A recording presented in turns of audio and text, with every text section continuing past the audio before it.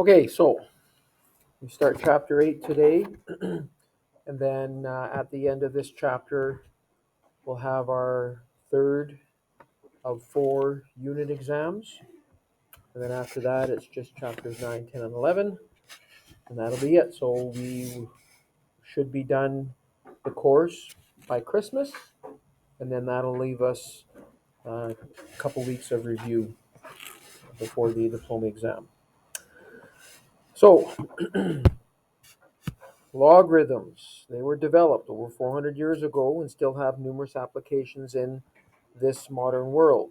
They allow us to solve any exponential equation. So last chapter we looked at exponential equations where we could make the bases the same. We could do those algebraically, but if we couldn't make the bases the same, then we used our graphing calculator to solve them. So we'll see how we can use logarithms to solve those types of exponential equations. So logarithmic scales use manageable numbers to represent quantities in science that vary over vast ranges, such as energy of an earthquake or the pH of a solution. Logarithmic spirals model the spiral arms of a galaxy, the curve of animal horns, the shape of a snail, the growth of certain plants, the arms of a hurricane, and the approach of a hawk to its prey. So we'll learn about what logarithms are, how to represent them, and how to use them to model situations and solve problems. So we're going to see that a logarithmic function is the inverse of an exponential function. That's why they're in the same unit, because they're connected. The log is actually the inverse of an exponential function. So we'll look at sketching the graph of y equals log base c of x. So we're going to see that logarithms have a base to them. Just like exponential functions have a base, so do logarithms. So in this case, c is going to be greater than 0 and not equal to 1. We'll explain the relationship between logarithms and exponents. We'll express a logarithmic function as an exponential function and vice versa. And then we're looking at different ways to evaluate logarithms. So this first part says use a calculator to determine the decimal approximation of the exponent x.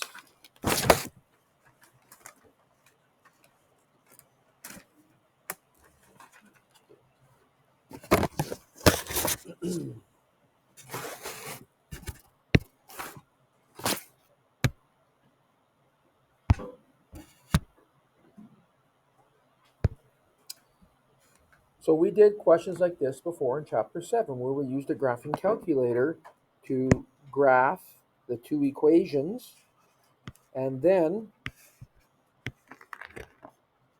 find the point of intersection. So y equals, if we have 10 to the power x as one equation,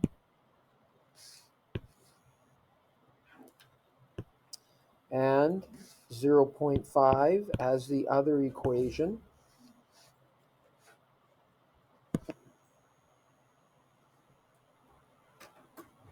let's try zoom 6 for zoom standard. There we go. And the point of intersection, second function trace, number 5 for intersect, enter, enter, enter. To the nearest tenth, to one decimal, it's 0.3 approximately. So for question A, x is approximately 0.3.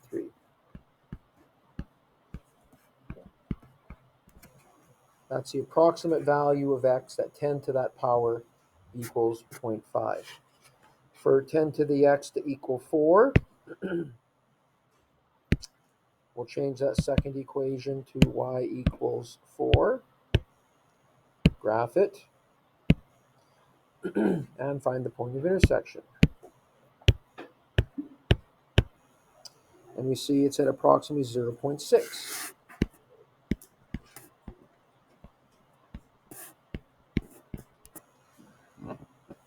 And for 10 to the x to equal 8, again, that'll be a decimal less than 1 because 10 to the 1 would equal 8. So x will have to be something less than 1. So again, we'll change that second equation to 8 and find the point of intersection. So it's 0.9 approximately. So then part 2 says copy and complete the table of values for the exponential function, y equals 10 to the x, and then draw the graph of the function. So there's a grid on the next page that we'll draw our graph on, but first we have to complete the table of values. So when x is negative 10, x is negative 1, 10 to the negative 1 would be 1 over 10, or 0.1. For the second one, for y equaling 0.5, well, we already did that above.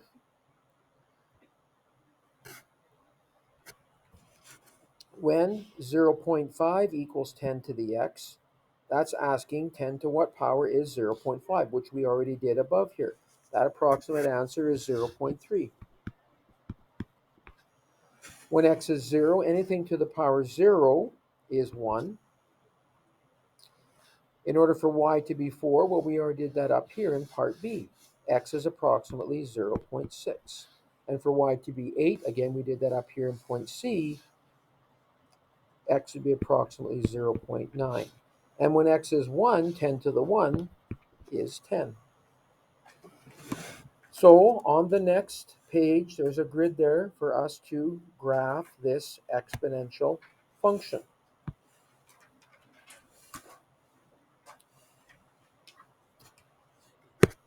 So I'm going to put the x-axis, somewhere in the middle here.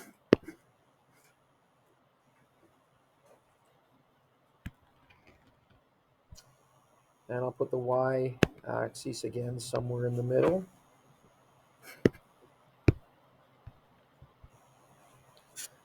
And I'm going to put these points on there that we just found. The first point was the point negative 1 comma 1/10, which is just above 0. Then we had the point negative 0.3 comma 0.5, approximately right there. Then we had the point 0 comma 1.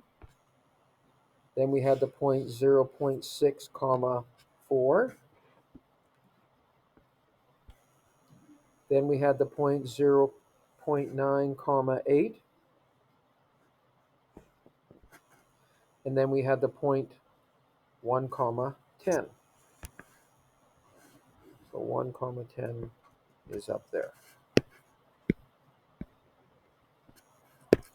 And we can graph, this is the graph of y equals 10 to the power x. So the x-axis is an asymptote.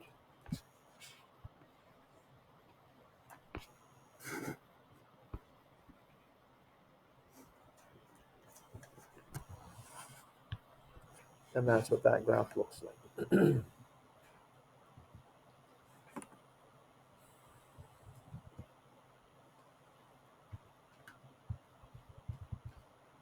Back on that previous page, we're asked to state the domain and range, if there's any intercepts, and the equation of the asymptotes. So the domain of this is x is an elementary real numbers. It goes left and right forever. Or we could say from negative infinity to positive infinity if we're using interval notation.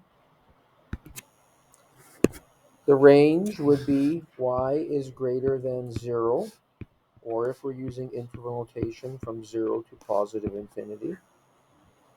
This graph never crosses the x-axis because the x-axis is an asymptote. So there is no x-intercept, but there is a y-intercept, the point 0 comma 1. And the asymptote is the x-axis again, or the line y equals 0. It's an equation, so it has to have a variable and it has to have an equal sign. Right, so this is nothing new. We just spent a whole chapter looking at exponential functions. We looked at their graphs.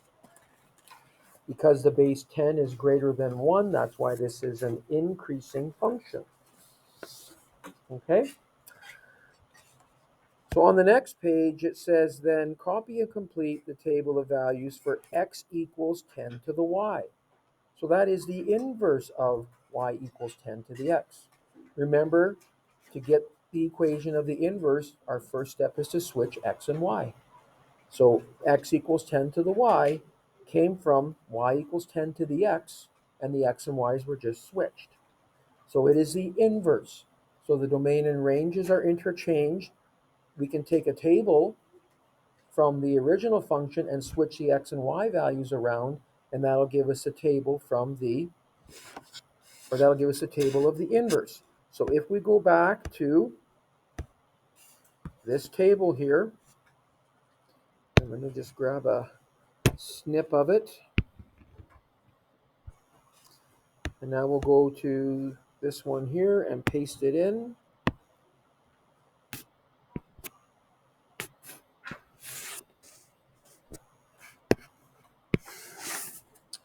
Down here, we can fill in the points for the inverse. So the first point was -1, 0.1. The point on the inverse for that would be those two numbers switched around, 0.1, -1. The next point was 0.3, 0.5. The corresponding point on the inverse will be found by just switching those two numbers around. So it'll be 0.5, 0.3. And then we can fill in the rest of these. It'll be 1, 0, 4, 0.6, and 8, 0.9. And the last one will be 10, 1. Take the points from the original table, switch them around to get the points on the inverse.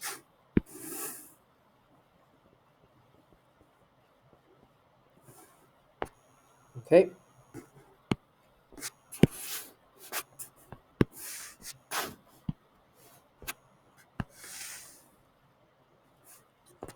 All right. So now, what are the characteristics of this? Well, actually says now we can draw the graph. And so we'll do that on the previous page as well. So let's paste that there as well. Whoops. There we go.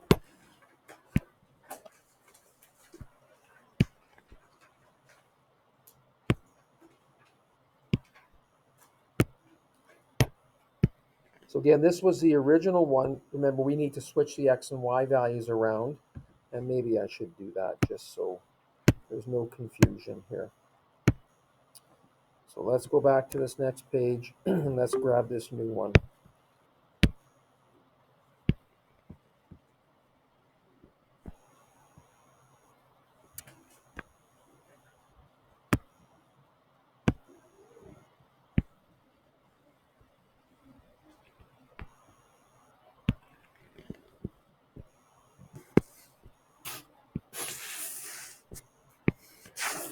So let me change colors here. I've got the point 0.1, -1. So 0.1, -1, approximately right there. I've got the point 0.5, 0.3. Yeah, 0.5, 0.3 is approximately there. I've got 1, 0.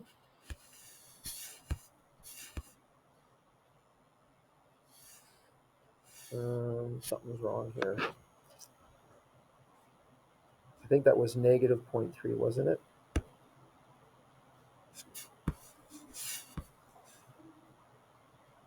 No.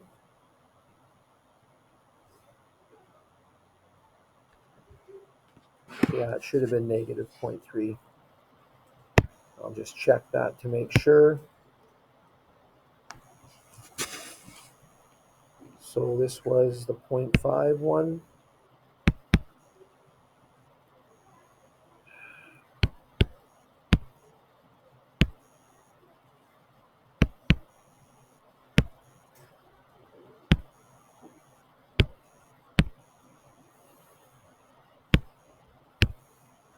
and y equals 0.5.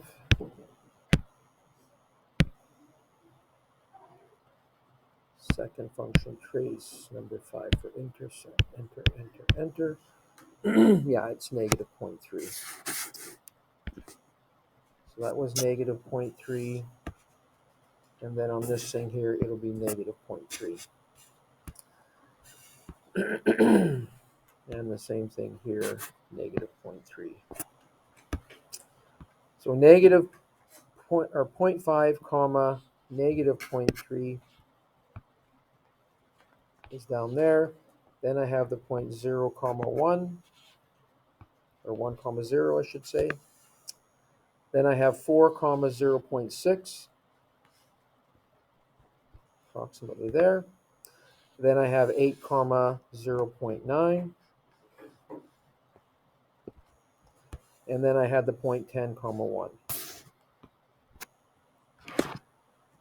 So when we look at this table of values and what the equation was, right? This is the equation for y equals 10 to the power x. It doesn't matter how small x gets, even if it's a negative number, like we saw, or we could put a negative value in there, it's still going to make y positive. Okay, so this is what the graph will look like. And I have that backwards because it should have been x equals 10 to the y. So no matter how small y gets, even if it's negative, like we see in our table here, we have two y values that are negative, x will still be positive. The smaller that y gets, and it can be negative, the smaller x gets, but it'll always be a positive decimal. And so because of that, x is never negative. In this case, the y-axis is a vertical asymptote. The graph will look something like that. And now the y-axis is a vertical asymptote. So not only are the x and y values interchanged, but the domain and ranges are also interchanged, because on the next page it asks us to state those characteristics. The domain of this would be that x must be greater than 0, or from 0 to positive infinity if we use interval notation. But there are no restrictions on the range. It goes from negative infinity to positive infinity. There is an x-intercept for this one. That's where the graph crosses the x-axis. We can see it on our graph. That is the point 1 comma 0. So there is an x-intercept here, but there is no y-intercept because the y-axis is an asymptote. And because it's the y-axis that is an asymptote, that is the line x equals 0. Okay? So this is what the graph of the inverse of the exponential function y equals 10 to the x looks like. That's what it looks like. Now part 4 says use the log function on your calculator to find the decimal approximation for each expression to 3 decimal places. And what do you notice about these values? So the log button is down the left-hand side, just below the x squared button. So when we hit the log button, you can see that on this calculator, a bracket opens up, and we want to take the log of 0.5, enter. It's negative 0.3, which matches this value right there. The log of 0.5 is negative 0.3. That was supposed to be a negative, right? What about the log of 4? If we take the log of 4, that equals 0.6. Well, that's that value right there. When x is 4, the log of 4 is 0.6. And I bet you can guess what the log of 8 is going to equal. Should equal 0.9. It should match that value right there if the same pattern continues. So let's check it. The log of 8 It does equal 0.9. So this table of values gave us that second graph that we did.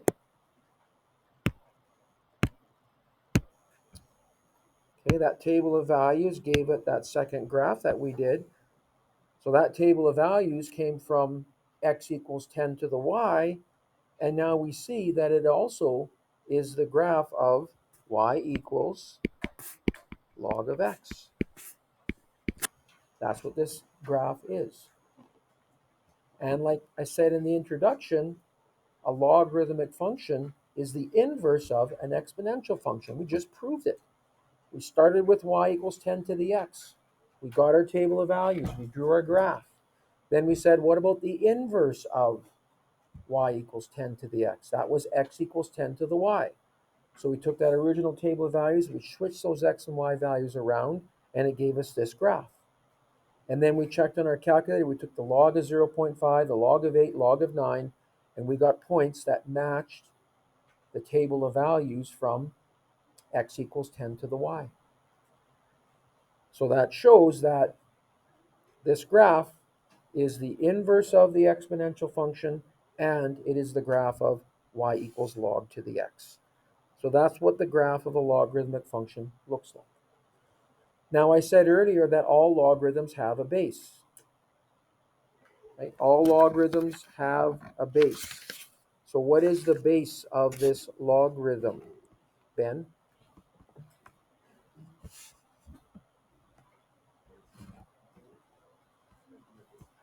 Why is it a base 10? Yeah, that's part of it. Whenever there's no base indicated, it means it's a common log. It means it's base 10.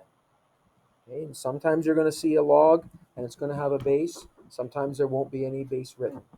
And when there is no base written, it means it's a base 10. And like Ben said, we started with the exponential function y equals 10 to the x.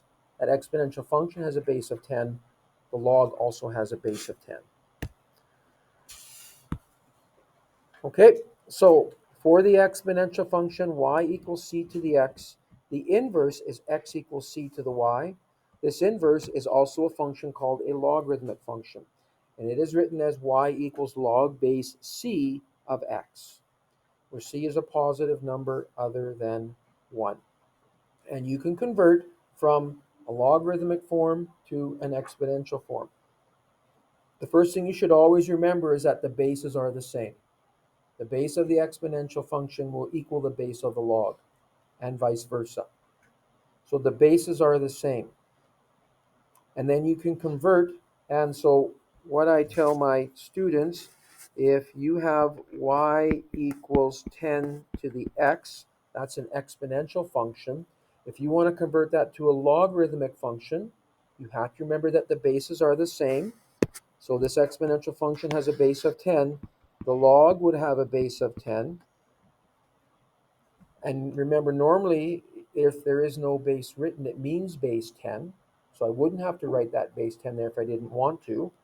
But in order to know what the other parts of it are and what order they're in, what I say is start with the base and cycle through. So what cycling through means is you start with the base and you cross the equal sign to the other side. That's what comes after the base 10. And then after that y, you'd write equals x. So to finish this off, it would be log base 10 of y equals x. That would be the logarithmic form of y equals 10 to the x. You start with the base and you cycle through. And there's often been a question on the diploma exam where you have to convert either from exponential to a logarithmic or logarithmic to exponential. Almost every diploma exam, there's been a question on there where you have to do that. And it's just memorizing how you go from one form to the next. So since our number system is based on powers of 10, logarithms with base 10 are widely used and again called common logarithms. When you write a common logarithm, you do not need to write the base. For example, log 3 means log base 10 of 3.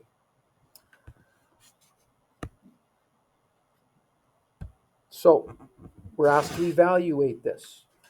And we're going to start evaluating these by converting from logarithmic to exponential. You cannot use your calculator to directly find this answer because our calculator is programmed to evaluate logs with base 10, common logs. None of these, well, C does have a base of 10, so we can check that one on our calculator. And later on, I will show you how you can use your calculator to get your answer to these without converting from one form to the other. But for now, that's what we're going to do. If I want to know what the value of this is, I'm going to let it equal x. And then I'm going to convert from logarithmic to exponential by starting with the base and cycling through. Remember that the base of the log will equal the base when it's written in exponential form. This log has a base of 7. So when I write to the exponential form, it's going to be 7 to some power.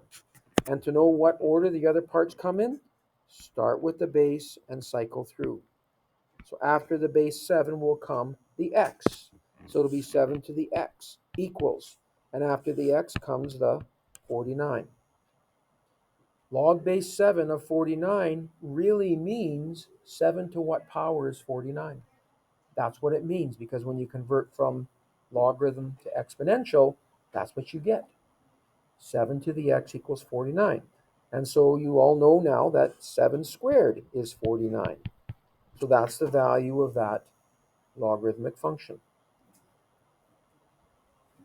That function is equal to 2. Question B.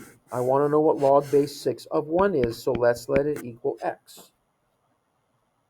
This log has a base of 6, so when I convert from logarithmic to exponential, it'll be an exponential function with a base of 6. It'll be 6 to some power. To know what the rest of it looks like, start with the base and cycle through. Again, this tells you the order that the other pieces are written in. It's 6 to some power. After the 6 comes the x, so it'll be 6 to the x equals 1. And x equals 0. Anything to the 0 equals 1. In this case, it wouldn't matter what the base was. If you change the base to any other number besides 6, the answer would be the same. It would still be 0. Because no matter what the base is, anything to the power 0 equals 1.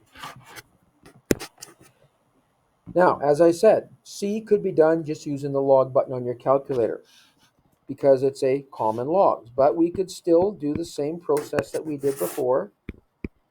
Set it equal to x. This is a common log, which means base 10. The log of the base of the log will be the base of the exponential function when it's written in that form. So it'll be 10 to some power. And to get what the order is for the other pieces, start with the base and cycle through. After the 10 will come the x, 10 to the power x equals 0.001. So 0.001 is 1 over 1,000. Right, and just to check that, if we go 1 divided by 1,000, we get 0.001. And 1 over 1,000 is 1 over 10 cubed. So 10 to the x will equal, 10 to the x equals 1 over 10 cubed. So we can say 10 to the x equals 10 to the negative 3. And now because both sides are written with the base of 10, the exponents are equal. And x will equal negative 3. That's the value of log base 10 of 0.001, which I can check on my calculator because it's a common log. The calculator is programmed to evaluate common logs.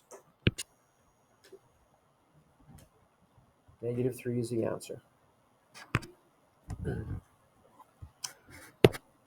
Question D. We'll set that equal to x. I want to know the value of that, so let's let it equal x. I'm going to do this by converting from logarithmic to exponential. The base of the log is 2, so when I write it in exponential form, it'll also have a base of 2. So 2 to some power. To get the order for the other pieces, we start with the base and we cycle through. So after the 2 comes x, it's 2 to the x equals the root of 8. And so again, we can do this like we did the last one by making the bases the same. Right? We did some of this back in chapter 7. So the root of 8 would be 8 to the 1/2. 8 is 2 cubed to the power 1/2. So 2 to the x will equal 2 to the 3/2. The bases are the same, so the exponents are equal as well. X will equal 3/2 or 1.5.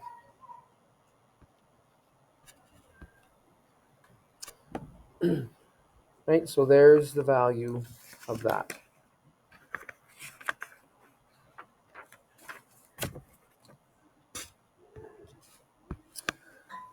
So down below, if we want to evaluate each of these, let's let them equal x. The first one is a log with a base of 2, so when you write it as an exponential function, it'll be 2 to some power. The bases are the same. To know what order the other pieces go in, we start with the base and we cycle through. So after the 2 comes x, it's 2 to the x equals 32. And 32 is 2 to the 5th. Bases are equal, so the exponents are equal. X equals 5 is the answer. Question B, let's let that equal x. That log has a base of 9, so when I write it as an exponential function, it'll have a base of 9, 9 to some power. To know what order the other pieces go in, we start with the base and we cycle through. So it'll be 9 to the power x equals the 5th root of 81, which would be 81 to the 1/5. You could write both sides with a base of 3, but you can also write both with a base of 9. Then you don't have to worry about the left side changing it, because 81 is 9 squared. And so when you multiply those exponents out, you'll get 9 to the 2/5. 2 over 1 times 1 over 5 is 2/5. Bases are equal, so the exponents are equal as well. And you're going to get x equaling 2/5. 0.4.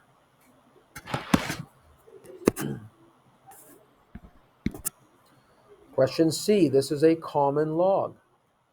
So we could evaluate it on our calculator directly, which we will do to check, but for now, that's a common log, base 10. I'm going to let it equal x. When I write it as an exponential function, it'll be 10 to some power. So to know what order the other pieces go in, I'll start with the base and I'll cycle through. After the 10 comes the x. 10 to the power x equals 1 million. 1 million is 10 to the 6th. Bases are equal, so the exponents are equal. And our answer is x equals 6. And again, because this is a common log, we can check it on our calculator. Take the log of 1 million. It equals 6. That's really asking 10 to what power is a million. The first one is asking 2 to what power is 32. B is asking 9 to what power is equal to the 5th root of 81. You with us, Ben?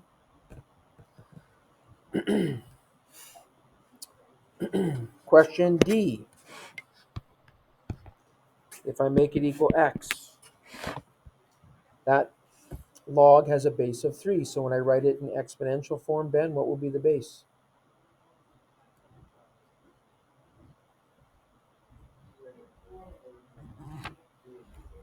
3 will be the base. And to know what the other pieces are and what order they go in, start with the base and cycle through. It'll be 3 to the power x equals 9 root 3. And I can make the bases the same. 9 is 3 squared times the root of 3, which is 3 to the 1/2. You're multiplying powers with the same base, so you add the exponents and keep the base the same. It'll be 2 plus a half, or 2.5. Bases are equal, so the exponents have to be equal as well. There's your answer, 2.5. That log is asking 3 to what power is equal to 9 root 3? The answer is 2.5. Now, you can check all of these on the calculator. Okay, for question D, we're saying the answer is 2.5. 3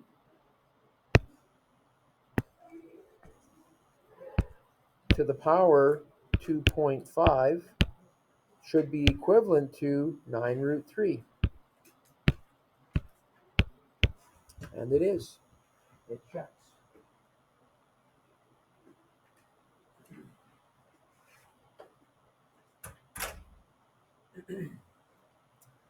And we could have done that for all the other ones as well. Okay, if we wanted to check the answer for B, which we got 2/5 as the answer. So B is log base 9 of the 5th root of 81. If we want to know what that equals, it's really asking 9 to what power is equal to the 5th root of 81. So if I go 9 to the power 2 on 5, it's that decimal. That should be equivalent to the 5th root of 81.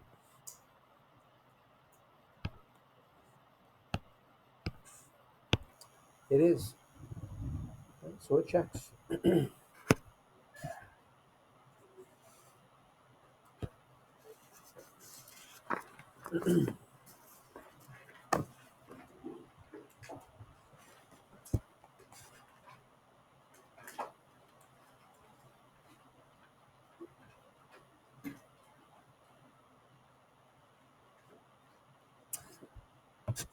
So for these logarithmic functions, it says if c is greater than 0 and it can't equal 1, why do these restrictions occur? Well, we're going to see later on why c must be greater than 0, right? But that's the base. But it also goes back to the graph of what a logarithmic function looks like. Okay, a logarithmic function has an asymptote. The x-axis is, or the y-axis, I should say, is the asymptote. So it is connected to that. But we'll see a little bit later on another reason why this is true. So another fact, log base c of 1 is equal to 0. Since the exponential form of that, if you start with the base and cycle through, would be c to the 0 equals 1. The log of 1, no matter what the base is, will always be 0. Always be 0. Okay? And you can check that in the calculator using the common log. That's base 10. But it doesn't matter what the base is. The log of 1 with any base will always equal 0 because of what the exponential form is. Another fact that's true is log base c of c equals 1.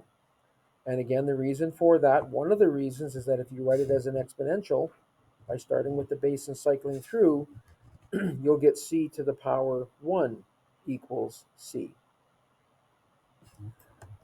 The next statement, log base c of c to the x is equal to x. And so notice what's happening here. In the previous case, the base was the same as the argument. The argument is what you're taking the log of. So whenever the base is the same as the argument, it equals 1. What's different for this one is that the argument has an exponent. And this is saying that it will equal the exponent.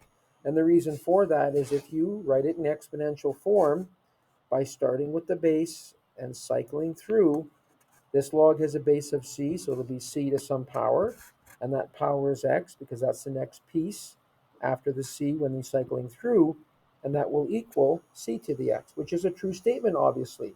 C to the x is equal to c to the x, which means that this statement there is also true.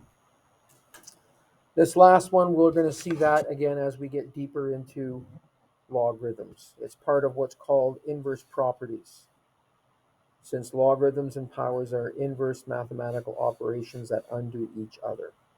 So we'll look We're going to see that last statement as we go through this chapter. So these next examples, we're going to determine an unknown in an expression in logarithmic form. So the ones we did a little bit earlier was you had the left side complete. We wanted to know what it equaled, so we said, well, let it equal x, and then we converted from logarithmic to exponential. Okay, here the x is somewhere else, but it doesn't change the way we do it. And you're going to see as we go through this chapter, whenever you're working with logarithmic functions where you have to solve something to do with that expression or that equation, usually you're going to have to convert from logarithmic to exponential. And then when we solve exponential equations using logarithms, we'll convert from exponential to logarithmic. So we're going to be doing a lot of this, which is good because, again, there's almost always been a question on the diploma exam where you have to do that conversion. In a multiple choice question, what is the correct conversion? Easy mark. If you remember that the bases are the same, and then you start with the base and cycle through. So to determine the value of x, I'm going to convert from logarithmic to exponential. This log has a base of 5, so when I write it in exponential, it'll be base of 5. 5 to some power. And to get the order for the other pieces, we start with the base and cycle through. So it's 5 to the power negative 3 equals x. Or x equals 1 over 5 cubed, or 1 over 125. So there's the value of x. That's the answer to that. What this statement means, it means 5 to the negative 3 equals x, which we wrote when we converted it.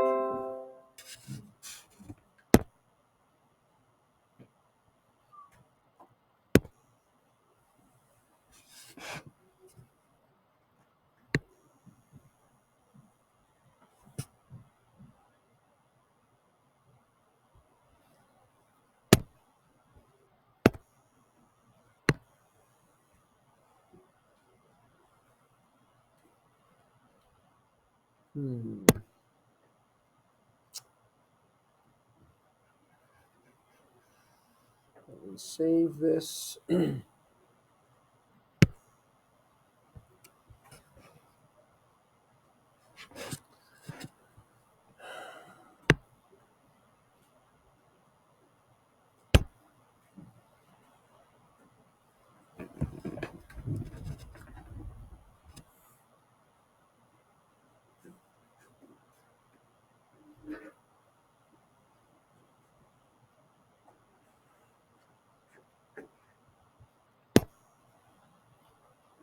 I might have to restart this.